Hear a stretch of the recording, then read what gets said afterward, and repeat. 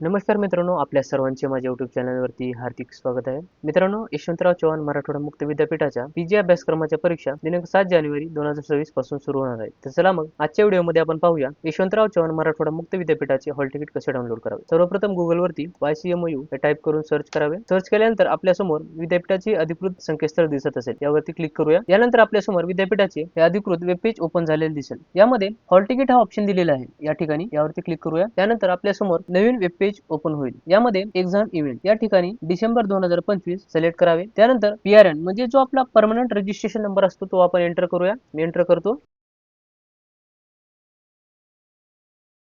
नंतर आपल्याला इथे कॅप्चा टाकावायचा आहे. यानंतर सर्च बटनावरती क्लिक केल्यानंतर आपल्यासमोर अशी स्क्रीन दिसत असेल.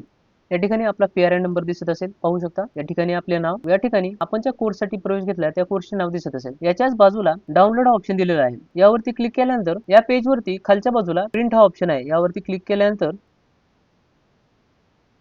आपण हे हॉल तिकीट अशा पद्धतीने प्रिंट सुद्धा करू शकतो व सेव्ह ॲज PDF करू शकतो. अशा पद्धतीने आपण यशवंतराव चव्हाण मराठवाडा मुक्त विद्यापीठाचे हॉल तिकीट डाउनलोड करू शकतो. व्हिडिओ इन्फॉर्मेटिव्ह वाटला असेल तर चॅनलला नक्कीच लाईक, सबस्क्राईब आणि शेअर करा.